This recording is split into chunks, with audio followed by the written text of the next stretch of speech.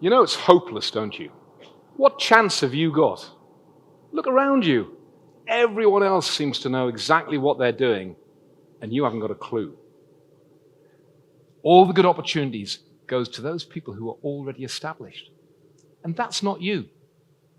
You don't have the confidence, you don't have the experience, you don't have the money. The job is too big for you. Why even try? It's hopeless. That's the voice that we all have in our head, that keeps us stuck, convinced that the world is against us. But that voice evolved to keep our ancestors alive, where if you were rejected by the tribe, would mean death, where if you took risks, you could starve, or one misstep and a fatal fall. Caution made sense. But in today's world, it doesn't work like that. You can't run from a job interview. You can't fight your way out of a difficult conversation, although some people might think you can. And you certainly can't tackle huge tasks like writing a book or changing careers or standing on stage in front of 400 people giving a talk by fleeing or fighting. So our ancient defense mechanism resorts to the final strategy. Freeze. Don't apply for the job. Don't have the conversation. Don't even try. The voice in my head is called Colin. What's the voice in your head called? Colin's favorite trick is to turn molehills into mountains. That book you want to write, too big. That conversation, too tricky. That business that you want to start, that's too much work for somebody like you. What I've learned about managing Colin in the modern day is you've got to acknowledge he exists, but don't let him drive the car. I let Colin drive once, and it led to the worst mistake of my career. Back in 2003, I was sitting in a pub with a friend of mine, and he was telling me about how some changes in his industry had led to absolute chaos. A few years beforehand, they'd changed the regulation, and there was losses everywhere. He went on to explain a little bit more, but I could see the solution for the whole industry immediately. I wasn't from that industry, so my thinking wasn't restricted by the way things had always been done. The solution was simple, and it would solve the problem for everyone. This was it. This was my opportunity. I spent months developing the plan. I built detailed financial models. I went to see banks to get funding. I mapped out how the whole industry would work. Spreadsheets, projections, operational flowcharts, all of them meticulously planned.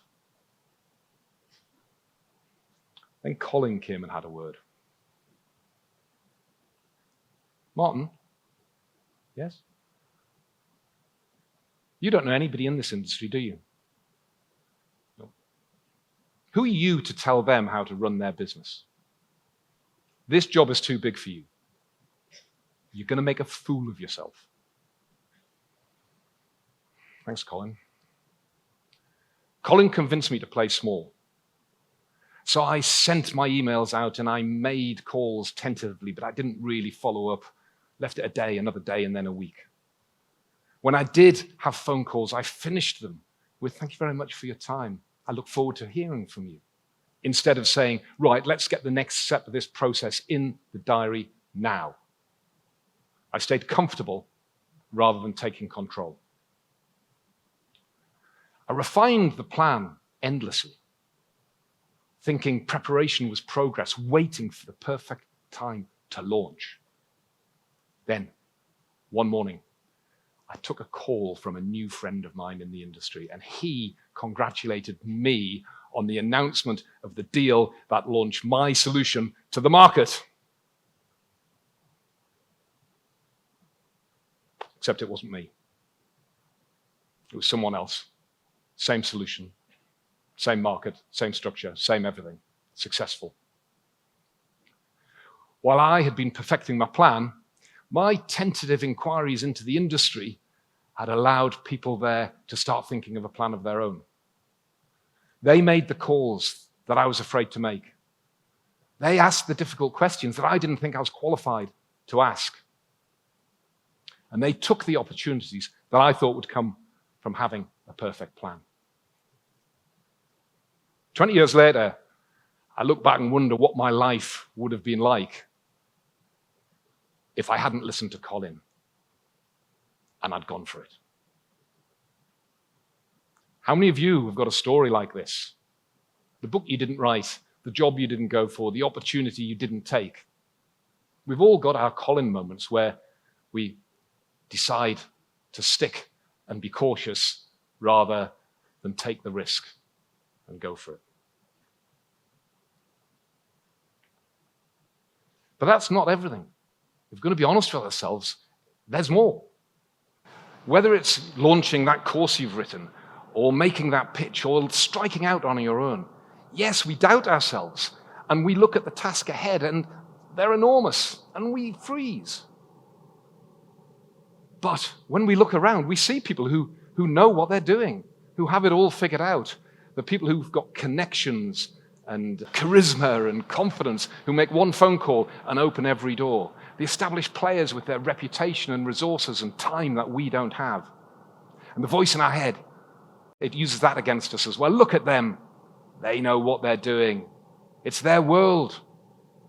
You're only going to embarrass yourself again. What I learned from that experience was while you're standing still, waiting for the perfect moment, somebody else is just getting started.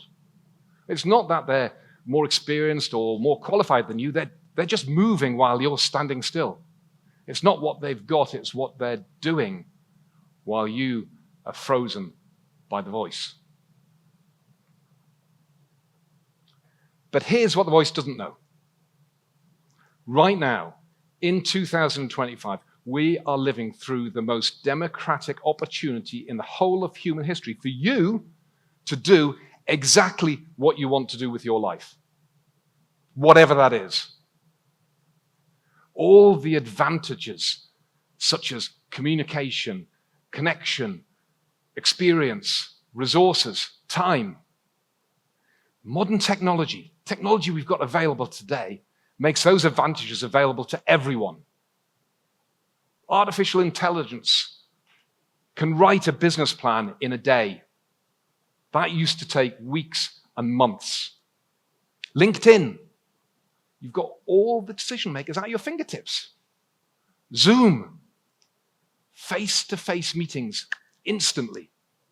Shopify builds your shop. Stripe takes the payment. Canva does all of your digital assets. And YouTube teaches you all the skills you need for free. What used to take teams, budgets, and years now takes you, a laptop, and a Wednesday afternoon. Hopeless. Our grandchildren will look back at this time as the moment where everything was possible. So how do you stop playing small and do your thing, whatever your thing is? Well, ask yourself these three questions. Number one, what do I need to learn? It's not everything. It's just enough so you can walk in the room and not be faking it. You need to know the jargon. You need to know the challenges. You need to know the players. 2 hours of research gets you there. Question two, who do I need to speak to? Reach out to one person in the know. Ask them who else they should speak to. Reach out to them. 6 conversations and you're no longer an outsider, I promise you. 6 conversations. And you've got 6 more people to call. And the third question is, what can I control? Well, you can't control the outcome, but what you can control is your actions. So make the call, book the meeting, send the proposal, demonstrate the idea to a real person. Stop perfecting and start doing.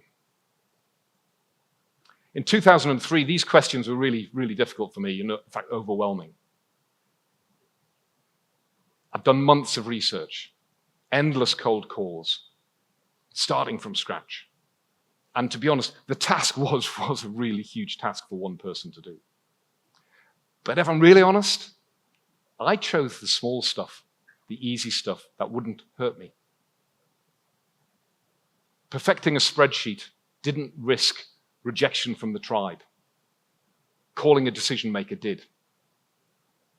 So Colin and I stayed busy on the safe stuff while avoiding the actions that would get us to win. We had some technology, we had email, we had, but we didn't have LinkedIn. We had Google, but we didn't have AI. But the barriers were starting to crack. But I allowed Colin to convince me they were still too tall. Have a think about this.